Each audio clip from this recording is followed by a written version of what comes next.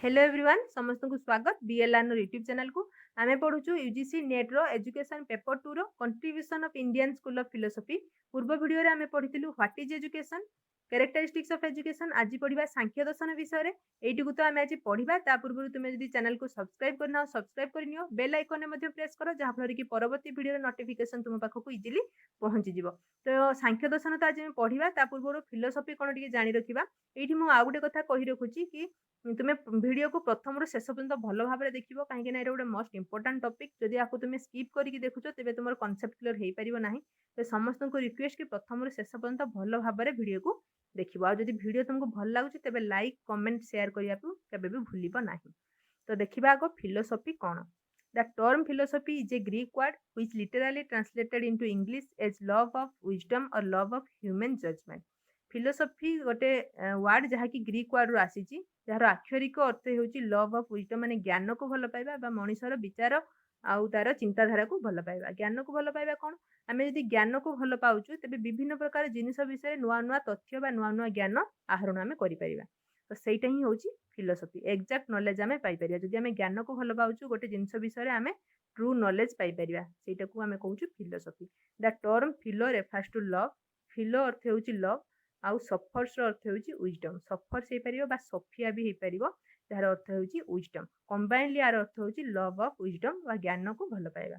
Philosophy is the study of general and fundamental problem. Problem विषय रे आमे जानिबा, तार रीजन को जानिबा आ तार सॉल्यूशन बाहर करिबा, एहा ही होची फिलोसफी। तो देखो मेजर ब्रांचेस ऑफ फिलोसफी कौन कौन ब्रांच सब फिलोसफी रे रही। तीनटा ब्रांच अच्छी, अनेक गुड़िए ब्रांच अच्छी, किंतु तुमरो तीनटा सिलेबस रे देइछि आ एगुडा भी मोस्ट इंपोर्टेंट, सेत तीनटा ही मेंशन हेछि इतरे। मेटाफिजिक्स, एपिस्टेमोलॉजी आउ एंजियोलॉजी। मेटाफिजिक्स कौन, it inquires into the nature of ultimate significance of the universe. Universe आउ नेचर क्रिएशन विषय जानिबा, सी विषय इनक्वारी करिबा, तथ्य ग्रहण करिबा, सेगुडा ही होची मेटाफिजिक्स। तो विभिन्न प्रकार फिलोसफर विभिन्न प्रकार मत देइथिले। किछि फिलोसफर कहिले कि यूनिवर्स आउ नेचर पछरे किछि मेटर ही दायी, किछि मेटर रु ही ए सब जिंस सृष्टि। सेतमे आकु कहला मेटेरियलिज्म आ तांकर थियोरी को कहला मेटेरियलिस्टिक थियोरी। आउ किछि फिलोसफर कहिले ना मेटर काम करे नाही, मेटर आ पछरे नाही, एठी किछि आइडिया काम करछि। एठी भगवान कर, एठी गॉड ही दायी, भगवान कर किछि आइडिया एथिरे काम करछि, तो तांकु कहला आइडियलिज्म। आउ किछि फिलोसफर कहिले कि गोटे जिंस दायी, सेतपे तांकु कहला मोनोइज्म, मोनो माने वन। आउ किछि कहिले डुअलिज्म, माने दुईटा जिंस दायी। आउ किछि फिलोसफर कहिले नाही गोटे नुह दुईटा नुह, एठी अनेक गुड़िए जिंस दायी। यूनिवर्स आउ नेचर क्रिएशन पछरे अनेक गुड़िए जिंस दायी, तो तांकु कहला प्लुरालिज्म। बुझी पालो। तापर देखो एपिस्टेमोलॉजी। एपिस्टेमोलॉजी कोन, to know the source of knowledge. Knowledge रो सोर्स को जानिबा होची एपिस्टेमोलॉजी। एंजियोलॉजी कोन, to know the value of life. Life रो वैल्यू बुझिबा होची एंजियोलॉजी।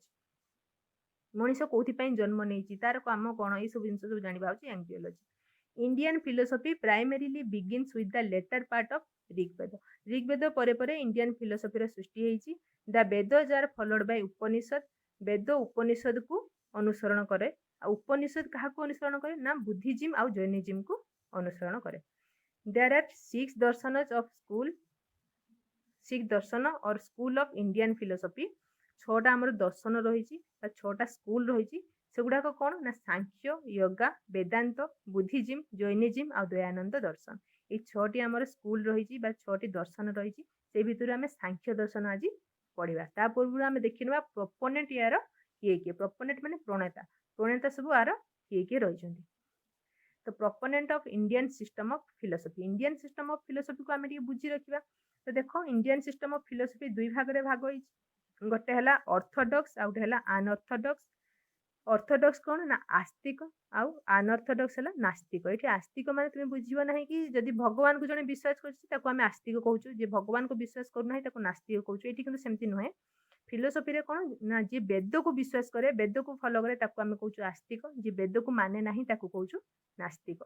तो से वेद को जे माने विश्वास करूचंदी बा ऑर्थोडॉक्स भितरे बा आस्तिक भितरे आसुची पूर्व मीमांसा, जहार प्रणेता होउचंदी जामिनी। तापर आसला न्याय, न्यायर प्रणेता होउचंदी गौतम। वैशेषिका, तार प्रणेता होउचंदी कानाडा। योगार प्रणेता होउचंदी पतंजलि। सांख्यर प्रणेता होउचंदी कपिल मुनि। आ वेदांतर प्रणेता होउचंदी सांख्य।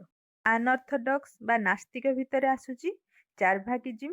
चार्वाकिज्म रो प्रणेता हेउचंदी ଚରକ। ଜୈନିଜିମ୍ର ପ୍ରଣେତା ହେଉଛନ୍ତି ମହାବୀର, ଯୋଉଟାକୁ ଆମେ କହୁଛୁ ଜୈନ ଧର୍ମ, ତାର ପ୍ରଣେତା ହେଉଛନ୍ତି ମହାବୀର। ବୁଦ୍ଧିଜିମ୍ ବା ବୁଦ୍ଧ ଧର୍ମ, ଏହାର ପ୍ରଣେତା ହେଉଛନ୍ତି ବୁଦ୍ଧଦେବ ବା ଗୌତମ ବୁଦ୍ଧ। ଭଲ ଭାବରେ ମନେ ରଖିବାକୁ। ଦେଖିବା ସାଂଖ୍ୟ କ'ଣ? Sankhya is the most oldest school of India. ଆମେ ଯୋଉ ଇଣ୍ଡିଆନ୍ ସ୍କୁଲ ଅଫ୍ ଫିଲୋସଫିରେ ଦେଖିଲୁ 6ଟି ସ୍କୁଲ, ସେଇ ଭିତରୁ ସାଂଖ୍ୟ ହେଉଛି ସବୁଠାରୁ ପୁରାତନ। The word Sankhya comes from the Sanskrit word sankhya. ଏଇଟା ଗୋଟେ ସାଂସ୍କ୍ରିଟ ୱାର୍ଡରୁ ଆସିଛି, ଯାହାର ଅର୍ଥ ହେଉଛି ନମ୍ବର। ସାଂସ୍କ୍ରିଟ ୱାର୍ଡ ସଂଖ୍ୟାରୁ ଆସିଛି ସାଂଖ୍ୟ, ଯାହାର ଅର୍ଥ ହେଉଛି number. The school specifies the number and the nature of the ultimate constituent of the universe. Universe ଆଉ ନେଚର ପଛରେ କେତେ ସଂଖ୍ୟକ ମେଟର ରହିଛି, କ'ଣ କ'ଣ ସବୁ ରିଜିନ୍ ରହିଛି, ଏଇଟା ହିଁ ସାଂଖ୍ୟ ସ୍କୁଲ ସ୍ପେସିଫାଇ କରିଥାଏ। ଦ ସାଂଖ୍ୟ ଅଲସୋ ମିନ୍ସ ଦ ପରଫେକ୍ଟ ନଲେଜ। ସାଂଖ୍ୟର ଅର୍ଥ ମଧ୍ୟ ହେଉଛି ପରଫେକ୍ଟ ନଲେଜ। ମନେ ରଖିବ, ସାଂଖ୍ୟର ଅର୍ଥ ହେଉଛି ପରଫେକ୍ଟ ନଲେଜ, କିନ୍ତୁ ସାଂସ୍କ୍ରିଟରେ ସାଂଖ୍ୟର ଅର୍ଥ ହେଉଛି ନମ୍ବର। ଯୋଉ ସଂଖ୍ୟାରୁ ଆସିଛି ସାଂଖ୍ୟ ୱାର୍ଡଟି, ତାର ଅର୍ଥ ହେଉଛି ନମ୍ବର, ସେଟା ମନେ ରଖିବ।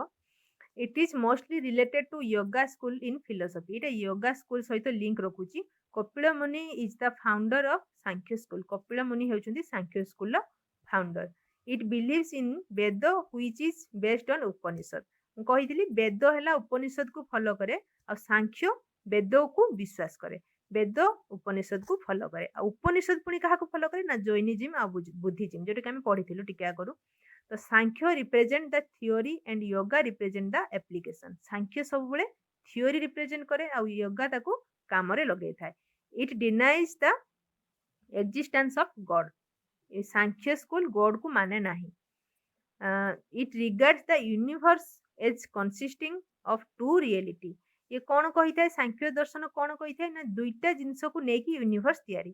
ସେ ଦୁଇଟା ଜିନିଷ କ'ଣ ନା ପୁରୁଷ ଆଉ ପ୍ରକୃତି। ସିଏ ଗଡକୁ ବିଶ୍ୱାସ କରେ ନାହିଁ। ମନେ ରଖିବ ଏଇଟା, ପୁରୁଷ ଆଉ ପ୍ରକୃତିକୁ ନେଇକି ଟୋଟାଲି ୟୁନିଭର୍ସ ଗଠିତ ହେଇଛି ବୋଲି ସାଂଖ୍ୟ ସ୍କୁଲ କହିଥାଏ। ମେଟାଫିଜିକ୍ସ ଅଫ୍ ସାଂଖ୍ୟ। ସାଂଖ୍ୟର ମେଟାଫିଜିକ୍ସ ଦେଖି ନେବା। Sankhya is dualistic in nature because of its two ultimate reality. Sankhya ହେଉଛି ଡୁଆଲିଷ୍ଟିକ ଇନ୍ ନେଚର, କାହିଁକି ନା ଇଏ ଦୁଇଟା ଜିନିଷକୁ ବିଲିଭ କରିଥାଏ, ପୁରୁଷ ଆଉ ପ୍ରକୃତି। ଗୋଟେ ଗୋଟେ ଫିଲୋସଫି ବହିରେ ଦେଇଛି, ପ୍ଲୁରାଲିଜିମ୍ ବି ଦେଇଥାଏ, କାହିଁକି ନା ପୁରୁଷକୁ ସେ ବିଭିନ୍ନ ପ୍ରକାର ପୁଣି ଭାଗ କରିଥାଏ, ସେଥିପାଇଁ ତାକୁ ପ୍ଲୁରାଲିଜିମ୍ ବି କହିଥାଏ। କିନ୍ତୁ ଡୁଆଲିଜିମ୍ ତମେ ମନେ ରଖିବ, ଯେହେତୁ ଏ ପୁରୁଷ ଆଉ ପ୍ରକୃତିକୁ ସବୁ ୟୁନିଭର୍ସ ସୃଷ୍ଟିର ରିଜିନ୍ ବୋଲି କହିଥାନ୍ତି। Including Prakriti and Purusha, there are 25 elements which are responsible for building universe. ଯୋଉ ୟୁନିଭର୍ସ ଆମର ତିଆରି ହେଇଛି, ପ୍ରକୃତି ଆଉ ପୁରୁଷକୁ ନେଇକି ଟୋଟାଲ 25ଟା ଏଲିମେଣ୍ଟକୁ ନେଇକି ଆମର ୟୁନିଭର୍ସ ସୃଷ୍ଟି। ତୁମକୁ ଏମିତି ବି କ୍ୱେଶ୍ଚନ ପଚାରିପାରେ, ଇନକ୍ଲୁଡିଂ ପ୍ରକୃତି ଆଉ ପୁରୁଷକୁ ନେଇକି କେତେଟା? 25ଟା କହିବ, ଆଉ ଏକ୍ସକ୍ଲୁଡିଂ ପ୍ରକୃତି ଆଉ ପୁରୁଷ ବି ପଚାରିପାରେ, ତ 23 ହବ। ମନେ ରଖିବ, ଟୋଟାଲ ଆମର 25ଟା ଏଲିମେଣ୍ଟକୁ ନେଇକି ଟୋଟାଲ ୟୁନିଭର୍ସ ତିଆରି ବୋଲି ସାଂଖ୍ୟ ସ୍କୁଲ କହନ୍ତି। ସାଂଖ୍ୟ ଦର୍ଶନକୁ ଗ୍ରାଫିକାଲ ରିପ୍ରେଜେଣ୍ଟେସନରେ ଦେଖି ନେବା, ଯୋଉଟା କି ତୁମ ପାଇଁ ଇଫେକ୍ଟିଭ ରହିବ, ସେଥିପାଇଁ ମୁଁ ଗ୍ରାଫିକାଲ ରିପ୍ରେଜେଣ୍ଟେସନଟାକୁ ଦେଖେଇଲି। ତ ସାଂଖ୍ୟ ଦର୍ଶନ କ'ଣ କହୁଛି ଦେଖିବା। ସାଂଖ୍ୟ ଦର୍ଶନ ଅନୁସାରେ ଦୁଇଟା ଜିନିଷ ରହିଛି ଯାହାକି ୟୁନିଭର୍ସ ତିଆରି କରିବା ପାଇଁ ଦାୟୀ। ତ ସେଇ ଦୁଇଟା ଜିନିଷ କ'ଣ ନା ପ୍ରକୃତି ଆଉ ପୁରୁଷ। ପ୍ରକୃତିକୁ ଆମେ ବଡି ମଧ୍ୟ କହିପାରିବା, ଆଉ ପୁରୁଷକୁ ଆମେ ସୋଲ ମଧ୍ୟ କହିପାରିବା। ତ ସେ ବଡି ଆଉ ସୋଲ ଯେତେବେଳେ ମିଶିଯିବ, ଏଇଠି କହି ରଖିବି କି ବଡି ମାନେ କେବଳ ମଣିଷ ବଡି ନୁହଁ, ତ ଏଇଠି ବିଭିନ୍ନ ପ୍ରକାର ଏଲିମେଣ୍ଟ, ବିଭିନ୍ନ ପ୍ରକାର ମେଟେରିଆଲ ବି ଯିବ। ତ ବଡି ଆଉ ସୋଲ ଯେତେବେଳେ ମିଶି ଯାଉଛି, ସେତେବେଳେ ମେହେତ ବା ଇଣ୍ଟେଲେକ୍ଚୁଆଲ ଡେଭଲପମେଣ୍ଟ ହଉଛି। ଯେତେବେଳେ ଇଣ୍ଟେଲେକ୍ଚୁଆଲ ଡେଭଲପମେଣ୍ଟ ହଉଛି, ସେତେବେଳେ ଇଗୋର ଡେଭଲପମେଣ୍ଟ ହଉଛି। ଇଣ୍ଟେଲେକ୍ଚୁଆଲ ଡେଭଲପମେଣ୍ଟ ମାନେ ବୌଦ୍ଧିକ ବିକାଶ ହଉଛି, ବୌଦ୍ଧିକ ବିକାଶ ହବା ଫଳରେ ଇଗୋ ଆସିଯାଉଛି, ଆଉ ସେଇ ଇଗୋ ପୁଣି 3 ଭାଗରେ ବିଭକ୍ତ ହେଇଛି। ଏଇ ସବୁ ଉପରେ କାପାସିଟି, ଯେତେବେଳେ ସତ୍ ଉପରେ କାପାସିଟି ଆସୁଛି, ଅହଙ୍କାର ଡେଭଲପମେଣ୍ଟ ହଉଛି। ଯେତେବେଳେ ରଜସ୍ ଉପରେ କାପାସିଟି ଆସୁଛି, ସେତେବେଳେ ମଧ୍ୟ ଅହଙ୍କାର ଡେଭଲପମେଣ୍ଟ ହଉଛି। ଯେତେବେଳେ ତମସ ଉପରେ କାପାସିଟି ଆସୁଛି, ସେତେବେଳେ ମଧ୍ୟ ଅହଙ୍କାର ଡେଭଲପମେଣ୍ଟ ହଉଛି। ତ ବ୍ରିଫଲି ପଢିବା। ତ ଦେଖ, ପ୍ରକୃତି ଆଉ ପୁରୁଷ ଯେତେବେଳେ ମିଶି ଯାଉଛନ୍ତି, ବଡି ଆଉ ସୋଲ, ଏଇଠି ଆମେ ମଣିଷ ବଡି କଥା ନେଇକି ଥରେ ଦେଖିବା, ଆଉ ଅଲଗା ମେଟେରିଆଲ କଥା ଦେଖିବା। ଧର ମଣିଷ ବଡି ରହିଲା ଆଉ ସୋଲ ରହିଲା, ଦୁଇଟା ମିଶିଗଲେ ତ ବୌଦ୍ଧିକ ବିକାଶ ହେଲା, ମାନେ ମଣିଷଟି ଜନ୍ମ ନେଲା। ଜନ୍ମ ନେବା ପରେ ପରେ ଆସ୍ତେ ଆସ୍ତେ ବଡ ହେଲା, ବଡ ହେବା ଫଳରେ ତାର ବୌଦ୍ଧିକ ବିକାଶ ହେଲା। ଯେତେବେଳେ ବୌଦ୍ଧିକ ବିକାଶ ହେଲା, ବିଭିନ୍ନ ପ୍ରକାର ଜିନିଷ ସେ ଜାଣିଲା, ତା ଭିତରେ ଅହଙ୍କାର ଡେଭଲପମେଣ୍ଟ ହେଲା। ସେଇ ଅହଙ୍କାର ପୁଣି କେମିତି ଡେଭଲପ ହଉଛି ନା ସତ୍ ରହିଛି, ରଜସ୍ ରହିଛି, ତମସ ରହିଛି। ସତ୍ ଉପରେ ଯେତେବେଳେ ତାର କଣ୍ଟ୍ରୋଲ ଆସିଯାଉଛି, ମଧ୍ୟ ଅହଙ୍କାର ଡେଭଲପମେଣ୍ଟ ହଉଛି। ରଜସ୍ ଉପରେ କଣ୍ଟ୍ରୋଲ ଆସିଗଲେ ମଧ୍ୟ ଅହଙ୍କାର ଡେଭଲପମେଣ୍ଟ ହଉଛି, ଆଉ ତମସ ଉପରେ କଣ୍ଟ୍ରୋଲ ଆସିଗଲେ ମଧ୍ୟ ଅହଙ୍କାର ଡେଭଲପମେଣ୍ଟ ହଉଛି। ତ ଏଇଟା ରହିଲା ମଣିଷ ବଡି କଥା। ଆଉ ଦେଖିବା ଆମେ ମେଟେରିଆଲ କଥା କିଛି ନେଇପାରିବା, ଯେମିତିକି କମ୍ପ୍ୟୁଟର ହଉ କି ଫୋନ୍ ହଉ। ଧର କମ୍ପ୍ୟୁଟର ଗୋଟେ ଆମେ ନେଲେ, ତ କମ୍ପ୍ୟୁଟର ରହିଲା ବଡି, ତା ଭିତରେ ସଫ୍ଟୱେୟାର ରହିଲା ସୋଲ। ଯେତେବେଳେ ବଡି ଆଉ ସୋଲ ମିଶି ଯାଉଛି ପୁରାପୁରି କମ୍ପ୍ୟୁଟର ତିଆରି ହେଇଯାଉଛି ବିଭିନ୍ନ ପ୍ରକାର ଫଙ୍କସନ ସେ କରୁଛି ଇଣ୍ଟେଲେକ୍ଚୁଆଲ ଡେଭଲପମେଣ୍ଟ ତାର ହଉଛି ଯେତେବେଳେ ଇଣ୍ଟେଲେକ୍ଚୁଆଲ ଡେଭଲପମେଣ୍ଟ ହେଇଯାଉଛି ଯେ ଭଲ ଭାବରେ ଫଙ୍କସନ କରୁଛି ଭଲ ବ୍ରାଣ୍ଡର କମ୍ପାନୀ ତା ଭିତରେ ଅହଙ୍କାର ଆସିଯାଉଛି କି ମୁଁ ଏଇ ବ୍ରାଣ୍ଡର କମ୍ପାନୀ ଏପଲ ବ୍ରାଣ୍ଡର କମ୍ପାନୀ ମୋର ଚାହିଦା ବେଶୀ ଏଇସବୁ ଜିନିଷ ଆଉ କମ ବ୍ରାଣ୍ଡର କମ୍ପାନୀକୁ ସେ ଇଗ୍ନୋର କରୁଛି ଏଇ ଟାଇପର ଜିନିଷ ତ ଏଇଟା ମଣିଷ ଭିତରେ ବେସିକାଲି ଦେଖାଯିବ କାହିଁକି ନା ନିର୍ଜୀବ ପଦାର୍ଥ ଏସବୁ ଜିନିଷ ଭାବି ପାରିବେ ନାହିଁ ତଥାପି ଏକର୍ଡିଂ ଟୁ ସାଂଖ୍ୟ ଦର୍ଶନ ସେ କହିଲେ କି ଏଇଟା ଗୋଟେ ଫେଜ୍ ବଡି ଆଉ ସୋଲ ମିଶିବ ଯାହାଫଳରେ କି ଇଣ୍ଟେଲେକ୍ଚୁଆଲ ଡେଭଲପମେଣ୍ଟ ହବ ଇଣ୍ଟେଲେକ୍ଚୁଆଲ ଡେଭଲପମେଣ୍ଟ ହେଲା ଫଳରେ ଇଗୋର ଡେଭଲପମେଣ୍ଟ ହବ ଆଉ ଇଗୋ କୋଉ ପ୍ରକାର ଡେଭଲପମେଣ୍ଟ ହବ ନା ଇଗୋ ପୁଣି 3 ଭାଗରେ ସତ୍ ରଜସ ଆଉ ତମସ ତ ସତ୍ ଦେଖିବା ପୁଣି ସତ୍ ପୁଣି 3 ଭାଗରେ ସତ୍ ଭିତରେ ଆସୁଛନ୍ତି ସାଧୁ ସନ୍ଥ ମାନେ ଗୁଡ କ୍ୱାଲିଟିର ଲୋକମାନେ ରଜସ ମାନେ ଆକ୍ଟିଭିଟି ଭିତରେ ଆସୁଛନ୍ତି ରାଜା ମହାରାଜା ଏଇମାନେ ତମସ ମାନେ ଯିଏ ଅନ୍ଧକାରକୁ ଜୟ କରିପାରେ ସେ ଭିତରେ ହଉଛି ତମସ ଆସୁଛି ତ ସେଗୁଡା ହେଲା ସ୍ମେଲ ଟଚ୍ ସାଉଣ୍ଡ ଭିଜନ ଏସବୁ ଜିନିଷ ଆସୁଛି ତମସ ଭିତରେ ତ ସତ୍ କାହାକୁ ଆମେ କହିବା ସତ୍ ପୁଣି 3 ଭାଗରେ ଭାଗ ହେଇଛି ସେନ୍ସ ଅର୍ଗାନ ଉପରେ ଯିଏ ଜୟ କରୁଥିବ ସେ ସତ୍ ଭିତରେ ଆସିବ ଅର୍ଗାନ ଅଫ ଏକ୍ସନ କୁ ଯିଏ ଜୟ କରୁଥିବ ସିଏ ମଧ୍ୟ ସତ୍ ଉପରେ ଭିତରେ ଆସିବ ଆଉ ମାନେ ମନ ଉପରେ ଯାହାର କଣ୍ଟ୍ରୋଲ ଅଛି ସିଏ ମଧ୍ୟ ସତ୍ ଉପରେ ଆସିବ ଯେଟା କି ମୁଁ କହିଲି ସାଧୁ ସନ୍ଥ ମାନଙ୍କୁ ଏ ଭିତରେ ଇନକ୍ଲୁଡ କରାଯାଇଛି ତ ସେନ୍ସ ଅର୍ଗାନ ପୁଣି କେତେ ପ୍ରକାର 5 ପ୍ରକାର ସେନ୍ସ ଅର୍ଗାନ ଏଇଟାକୁ ସ୍କ୍ରିନଶଟ ମାରିକି ରଖିନିଅ ନହେଲେ ଲେଖି ରଖିବ 5 ପ୍ରକାର ସେନ୍ସ ଅର୍ଗାନ ଅଛି ଆଖି ନାକ କାନ ଜିଭ ଆଉ ଚର୍ମ ତ ତା ଉପରେ କଣ୍ଟ୍ରୋଲ ଆସିଲେ ସେମାନେ ସତ୍ ଭିତରେ ଯିବେ ଆଉ ଯଦି ତା ଉପରେ କଣ୍ଟ୍ରୋଲ ଆସିଲା ତ ଅହଙ୍କାର ତାଙ୍କର ଡେଭଲପ ହବ ତ ଅର୍ଗାନ ଅଫ ଏକ୍ସନ ଦେଖିବା ଫିଟ୍ ହ୍ୟାଣ୍ଡ ରେକ୍ଟମ ମାଉଥ ଆଉ ଜେନିଟାଲ ଏଇ ସବୁ ଉପରେ ମଧ୍ୟ କଣ୍ଟ୍ରୋଲ ଆସିଲେ ତାର ଅହଙ୍କାର ଡେଭଲପମେଣ୍ଟ ହବ ମନ ତ ଜାଣିଛ ମନ ଉପରେ କଣ୍ଟ୍ରୋଲ ଆସିଲା ମାନେ ତାର ଅହଙ୍କାର ଡେଭଲପ ହବ ତ ସତ୍ ଭିତରେ ଯାଉଛନ୍ତି ସାଧୁ ସନ୍ଥ ମାନେ ତାପରେ ଆସିବା ରଜସ ଭିତରେ ଆସୁଛନ୍ତି ରାଜା ମହାରାଜା ମାନେ ଯାହାଙ୍କର କି ପଞ୍ଚ ମହାଭୂତ ଉପରେ କଣ୍ଟ୍ରୋଲ ରହୁଛି ତେବେ ପଞ୍ଚ ମହାଭୂତ କଣ ଦେଖିବା ଆକାଶ ପୃଥିବୀ ଜଳ ଅଗ୍ନି ଆଉ ବାୟୁ ମନେ ରଖିବ ଆକାଶ ପୃଥିବୀ ଜଳ ଅଗ୍ନି ଆଉ ବାୟୁ ଏଇ ସବୁ ଉପରେ ଯାହାର କଣ୍ଟ୍ରୋଲ ଆସୁଛି ସେମାନେ ଯାଉଛନ୍ତି ରଜସ ଭିତରେ ଆଉ ଏଇ ସବୁ ଉପରେ କଣ୍ଟ୍ରୋଲ ଆସିଲା ପରେ ନିହାତି ଭାବରେ ଅହଙ୍କାର ଡେଭଲପମେଣ୍ଟ ହଉଛି ତ ତାପରେ ଦେଖିବା ତମସ ଆସୁଛି ତନ୍ମନ୍ତ୍ରାଏ ତମସ ଭିତରେ ଆସୁଛି ତନ୍ମନ୍ତ୍ରାଏ ତ ସେଇ ଭିତରେ କଣ ଆସୁଛି ନା ସ୍ମେଲ ଟଚ୍ ସାଉଣ୍ଡ ଭିଜନ ଏଇ ସବୁ ଉପରେ ମଧ୍ୟ ଯାହାର କଣ୍ଟ୍ରୋଲ ଆସୁଛି ତାର ମଧ୍ୟ ଅହଙ୍କାର ଡେଭଲପମେଣ୍ଟ ହଉଛି ଏଇଠି ମୁଁ ଲେଖି ରଖିଛି 5 sense organ 5 organ of action ଆଉ ପଞ୍ଚମହାଭୂତ କଥା କହିଲି ଆଉ ଥରେ କହି ରଖୁଛି ଆକାଶ ପୃଥିବୀ ଜଳ ଅଗ୍ନି ବାୟୁ ମନେ ରଖିବ ଆଉ ଗୋଟେ କ୍ୱେଶ୍ଚନ ଏଠି ବାରମ୍ବାର ଆସୁଛି ଯୋଉ ସତ୍ ରଜସ ଆଉ ତମସ ରହିଛି ସେଟା କାହାର ଏଲିମେଣ୍ଟ ସେଟା ହବ ପ୍ରକୃତିର ଏଲିମେଣ୍ଟ ମନେ ରଖିବ ପୁରୁଷର ଏଲିମେଣ୍ଟ ନୁହେଁ ପ୍ରକୃତିର ଏଲିମେଣ୍ଟ ମୁଁ ଆଉ ଥରେ ଟିକେ କହିଦଉଛି ଏକର୍ଡିଂ ଟୁ ସାଂଖ୍ୟ ଆମର ଟୋଟାଲ ୟୁନିଭର୍ସ ସୃଷ୍ଟିରେ ପ୍ରକୃତି ଆଉ ପୁରୁଷ ଦୁଇଟି ଏଲିମେଣ୍ଟ ହିଁ ଦାୟୀ ପ୍ରକୃତି ହେଉଛି ବଡି ପୁରୁଷ ହେଉଛି ସୋଲ ସେ ପ୍ରକୃତି ଆଉ ପୁରୁଷ ଯେତେବେଳେ ମିଶୁଛନ୍ତି ବା ବଡି ଆଉ ସୋଲ ଯେତେବେଳେ ମିଶୁଛି ସେତେବେଳେ ମେହେତ ବା ଇଣ୍ଟେଲେକ୍ଚୁଆଲ ଡେଭଲପମେଣ୍ଟ ହଉଛି ବୌଦ୍ଧିକ ବିକାଶ ହଉଛି ଯେତେବେଳେ ଇଣ୍ଟେଲେକ୍ଚୁଆଲ ଡେଭଲପମେଣ୍ଟ ହଉଛି ସେତେବେଳେ ଇଗୋର ମଧ୍ୟ ଡେଭଲପମେଣ୍ଟ ହଉଛି ଯାହାର ଇଣ୍ଟେଲେକ୍ଚୁଆଲ ଯେତେ ଡେଭଲପମେଣ୍ଟ ଯେତେ ବଢି ବଢିକି ଯାଉଛି ତା ଭିତରେ ଇଗୋ ମଧ୍ୟ ସେତେ ବଢି ବଢିକି ଯାଉଛି ତେବେ ଏଇଗୁଡାକୁ ଆମେ ଯୋଉ କହୁଛୁ ଏଇଟା ସବୁ ମାୟା ଭିତରେ ଆମେ ପଶିଗଲୁ ଯେତେବେଳେ ପ୍ରକୃତି ଆଉ ପୁରୁଷ ମିଶିଲା ସେତେବେଳେ ଆମେ ସଂସାର ଭିତରେ ପଶିଗଲୁ ବା ମାୟା ଭିତରେ ପଶିଗଲୁ ଯୋଉଟା କି ଏଇ ସବୁ ଜିନିଷ ରହୁଛି ଆଉ ଯେତେବେଳେ ଆମେ ପ୍ରକୃତି ପୁରୁଷକୁ ଅଲଗା କରିଦଉଛୁ ସେତେବେଳେ ଆମର ମୋକ୍ଷ ପ୍ରାପ୍ତି ହଉଛି ମନେ ରଖିବ ପ୍ରକୃତି ଆଉ ପୁରୁଷକୁ ଯେତେବେଳେ ଆମେ ସେପାରେଟ କରିଦଉଛୁ ସେତେବେଳେ ଆମର ମୋକ୍ଷ ପ୍ରାପ୍ତି ହଉଛି ପ୍ରକୃତି ପୁରୁଷ ଯେତେବେଳେ ମିଶି ଯାଉଛନ୍ତି ସେତେବେଳେ ଆମେ ମାୟା ଆଡକୁ ଆସୁଛୁ ତ ପ୍ରକୃତି ଆଉ ପୁରୁଷ ଯେତେବେଳେ ମିଶୁଛନ୍ତି ଇଣ୍ଟେଲେକ୍ଚୁଆଲ ଡେଭଲପମେଣ୍ଟ ହଉଛି ଇଣ୍ଟେଲେକ୍ଚୁଆଲ ଡେଭଲପମେଣ୍ଟ ବା ବୌଦ୍ଧିକ ବିକାଶ ହେବା ଫଳରେ ଇଗୋର ଡେଭଲପମେଣ୍ଟ ହଉଛି ତେବେ ସେ ଇଗୋର ଡେଭଲପମେଣ୍ଟ କେମିତି ହଉଛି ଇଗୋକୁ ପୁଣି 3 ଭାଗରେ ଭାଗ କରାଯାଇଛି ଗୋଟେ ହଉଛି ସତ୍ ରଜସ ଆଉ ତମସ ସତ୍ ଭିତରେ ଆସୁଛନ୍ତି ଭଲ କ୍ୱାଲିଟିର ଲୋକ ଯେମିତିକି ସାଧୁ ସନ୍ଥ ମାନେ ସେନ୍ସ ଅର୍ଗାନ ଯାହାଙ୍କର ସେନ୍ସ ଅର୍ଗାନ ଉପରେ ଯାହାର କଣ୍ଟ୍ରୋଲ ଆସୁଛି